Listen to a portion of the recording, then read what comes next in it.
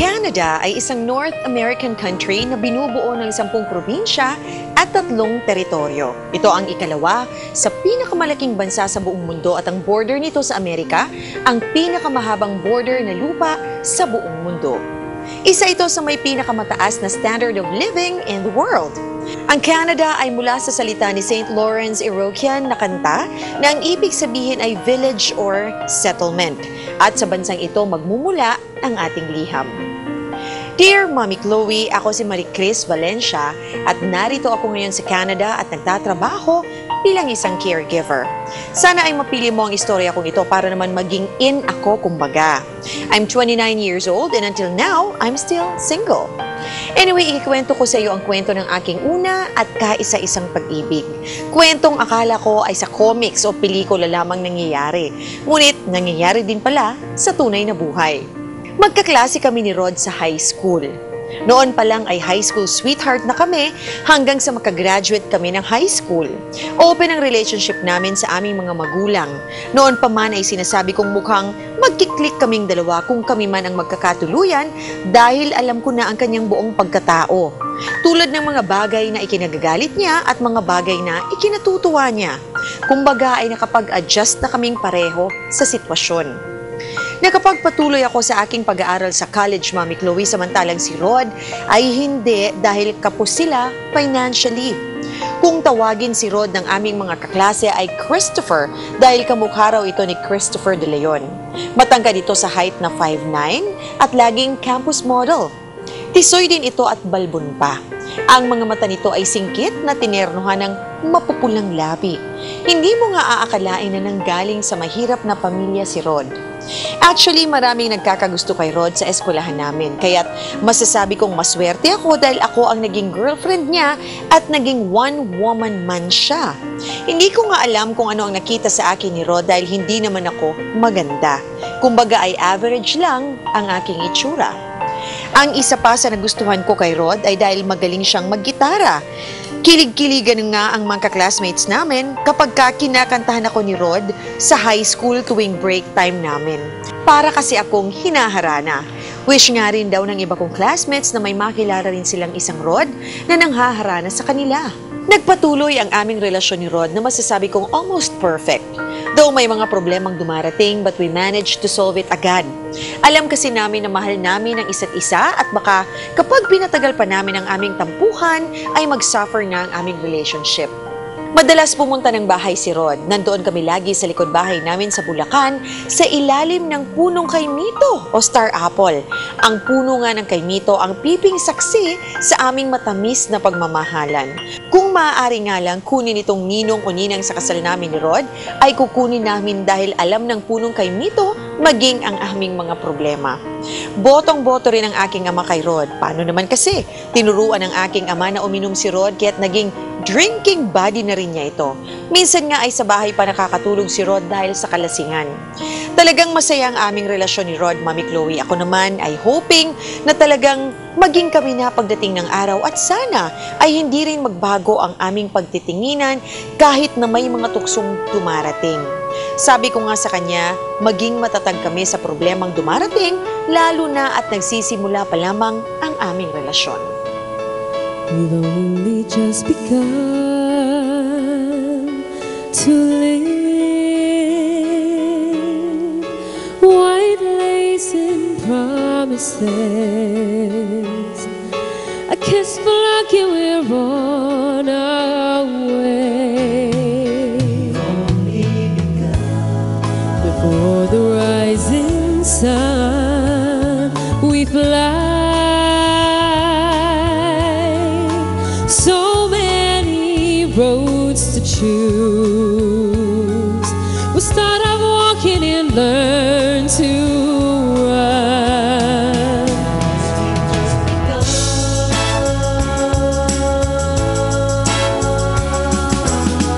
Sharing horizons that are new to us. Watching the signs along the way. Talking it over, just the two of us. Working together day to day. Together.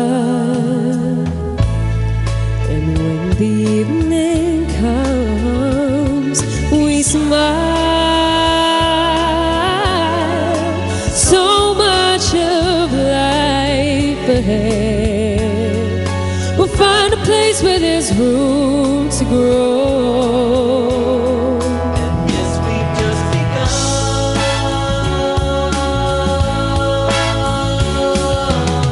Sharing horizons that are new to us. Watching the signs along the way. Talking it over, just the two of us. Working together day to day. Together, together. And when the evening comes, we smile.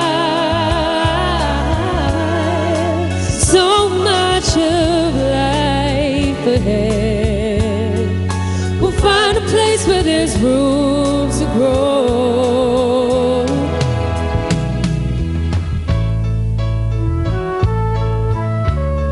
And yes, we've just begun. Yeah.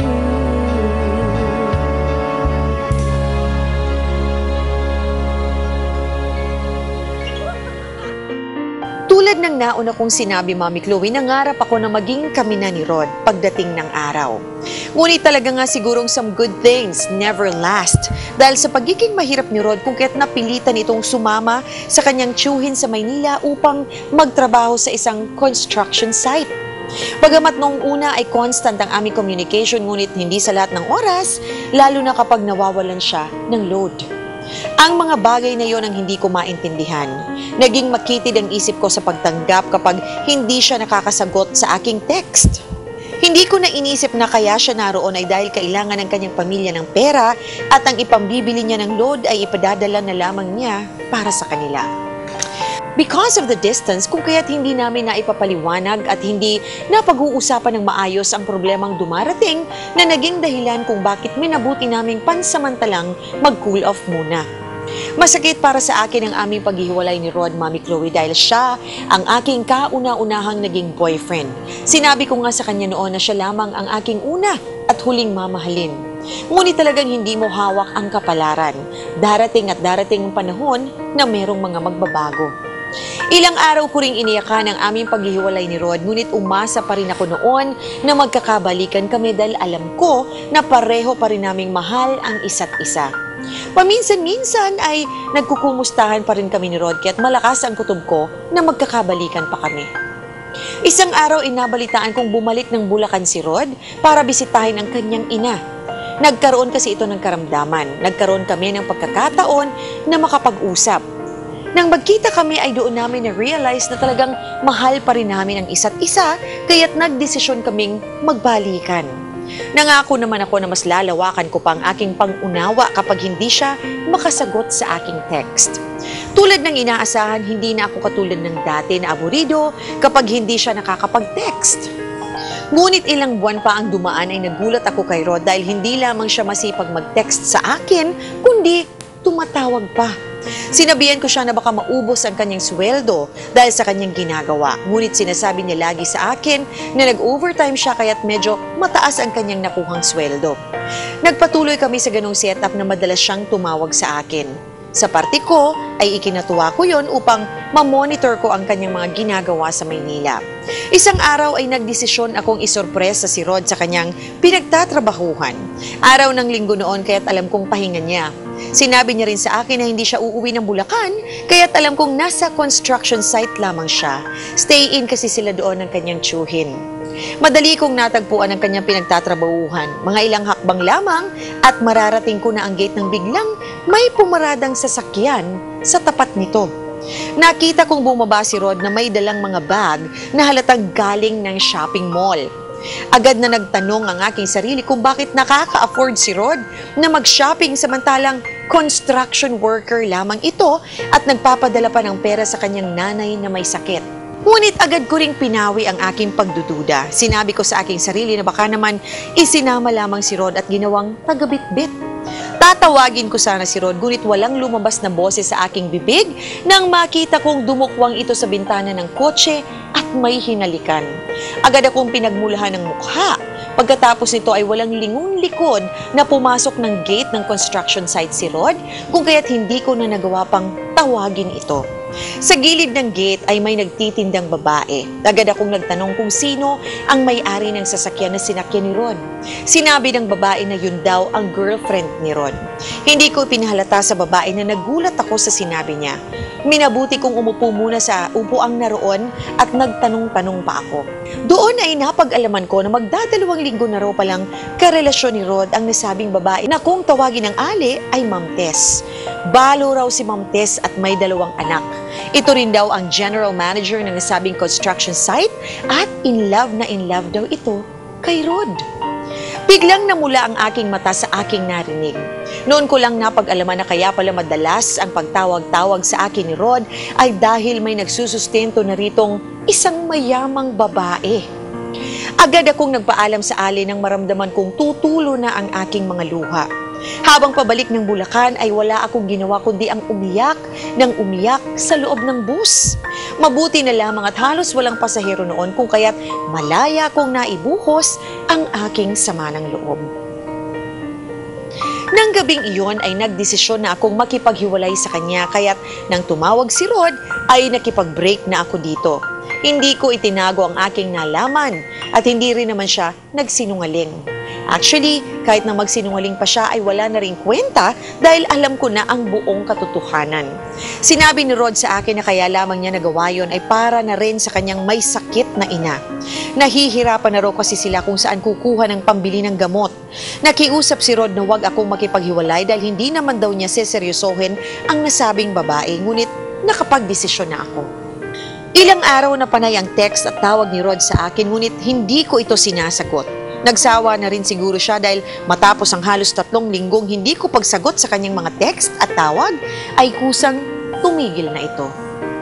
Aaminin ko, Mami Chloe, na miss ko talaga si Rod. Ngunit pinigilan ko ang aking sarili. Sabi ko nga sa aking sarili na isang kulit pa sa akin ni Rod at makikipagbalikan na talaga ako.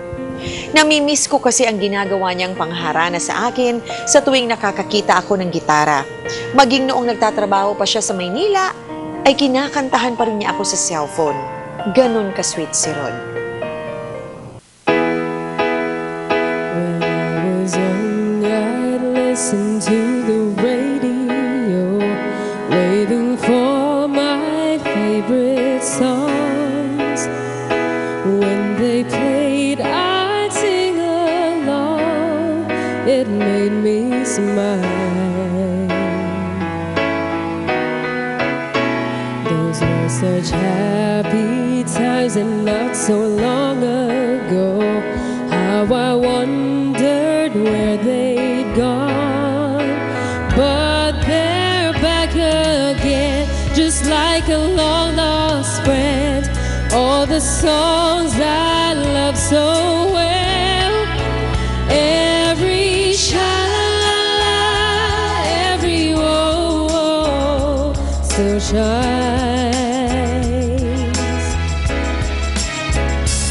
Every shing-a-ling-a-ling that they're starting to sing so fine. When they get to the part where he's breaking her heart, it can really make me cry, just like before. It's yesterday once more.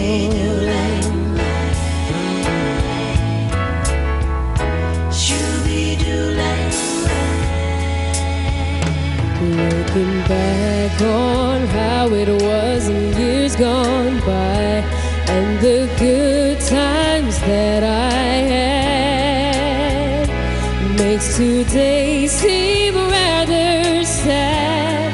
So much has changed.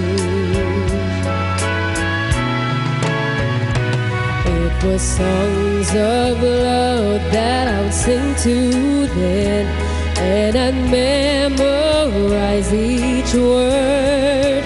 Those old melodies still sound so good to me as they melt the years away. Every sha-la-la-la, every woe still shines. All the oldies but goodies. Every shing-a-ling-a-ling that they're starting to sing so fine. All my best memories come back clearly to me. Some can even make me cry just like before. It's yesterday once more. Every sha-la-la-la, every woe still shines.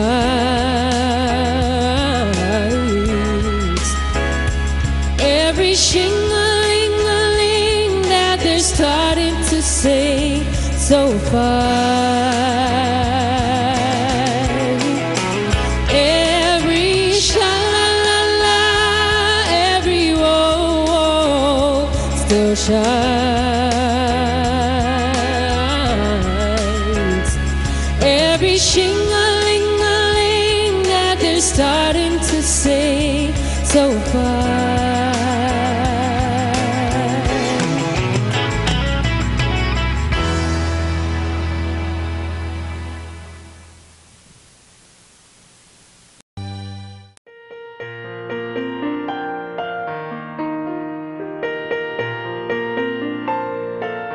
Magdadalawang linggo mula nang huminto sa pagte-text sa akin si Rod nang makatanggap na naman ako ng text mula sa kanya, asking if he can talk to me. Dahil miss na miss ko na rin naman siya kung kaya't I texted him back na oo. Agad siyang tumawag sa akin at nag-usap kaming dalawa. Sinabi niya sa akin na mas mabuting personal kaming mag-usap. Wala pang kalahating oras at nasa bahay na namin siya. Umuwi pala siya ng araw na yun sa Bulacan dahil naging serious na ang kalagayan ng kanyang ina. Kailangan na raw itong operahan kaya't napauwi siya nang wala sa oras. Muli ay sa puno ng kaimito kami dinala ng aming mga paa. Ang puno rin ng kaimito ang saksi kung paanong gumuho ng buong buo ang aking pagkatao.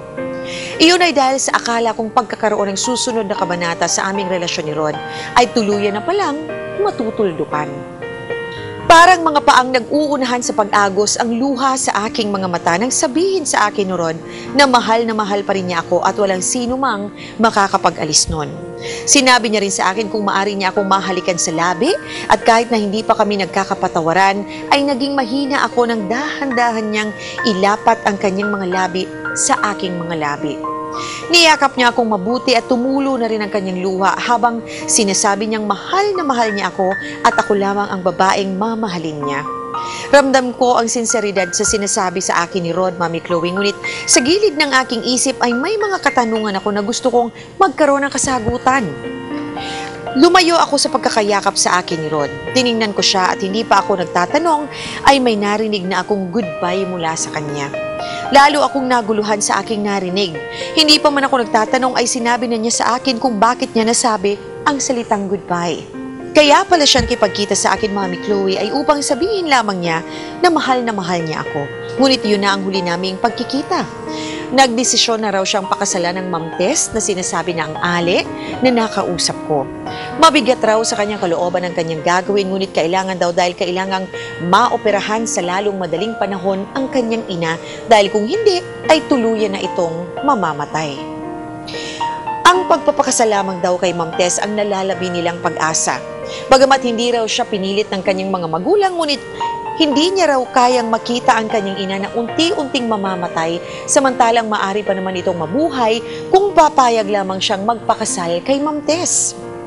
Yun daw kasi ang binigay na kondisyon ni Ma'am Tess para gastusan nito ang pagpapaopera sa kanyang ina. Hindi ko na narinig pa ang ibang sinabi ni Rod ng mga oras na yon, Mami Chloe, dahil hilam na ang aking mga mata sa luha. Muli niya akong siniil ng halik habang kapwa kami umiiyak. Hindi ko siya pinigilan sa kanyang ginawa dahil alam kong yun na ang huling halik na ibibigay sa akin ni Rod. Yun na siguro ang pinakamahabang halik na nakuha ko mula sa kanya.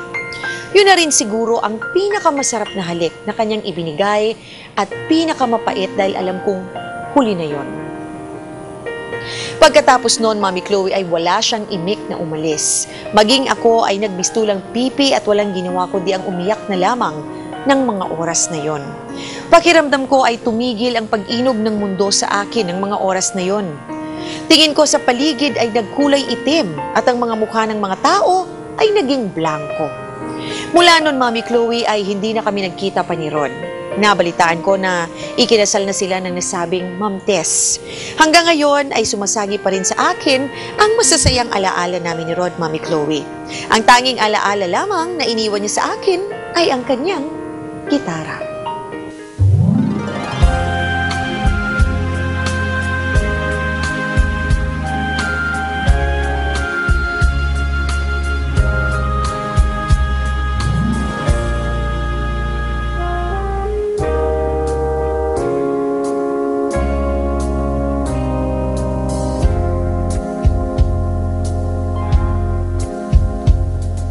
Long ago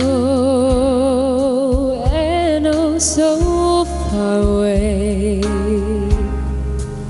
I fell in love with you before the second show. Your guitar, it sounds so sweet and clear, but you're not really here. It's just the radio. Don't you remember you told me you love me, baby? You said you'd be coming back this way again, baby. Baby, baby, baby, baby, oh baby, I love you, I really do.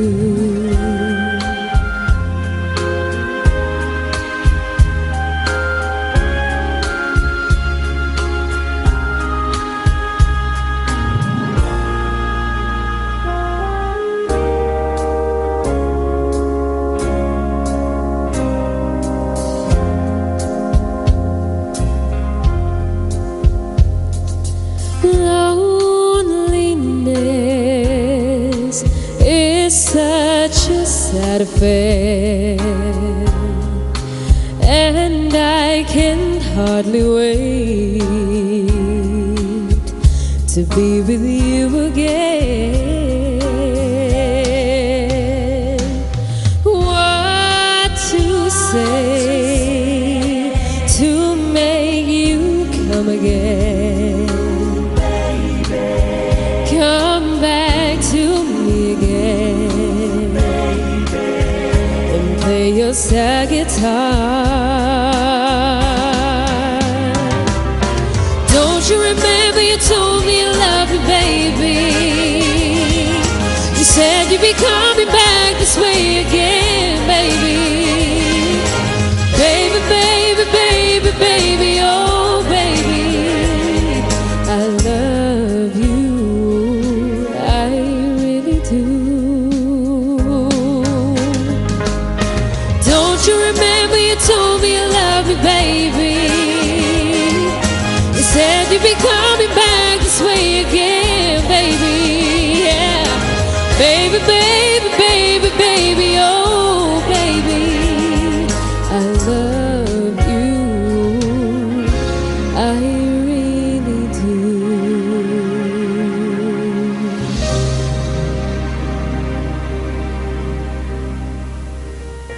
3 taon na ang nakakaraan, Mami Chloe, ngunit hanggang ngayon ay ramdam ko pa rin ang pait ng aking unang pag-ibig. Aaminin ko rin na hanggang ngayon ay wala pang kapalit si Rod sa aking puso. Maraming salamat, Mami Chloe, sa oras na ibinigay mo sa aking istorya. It's such a relief dahil kahit paano ay nagkaroon ako ng outlet sa mapait na aking kahapon. Nagmamahal, Merry Chris. Kailanman ay hindi malalasap ang tunay na saya kung hindi mo pa nararanasan ang maging malungkot. Ngunit ang importante dito ay mas lalo nating na-appreciate ang buhay dahil sa mga pangyayaring nagiging dahilan upang lalo tayong maging matapang na harapin ang anumang balakid. Ako pong muli si Mommy Chloe hanggang sa susunod na edisyon ng Around the World with Love.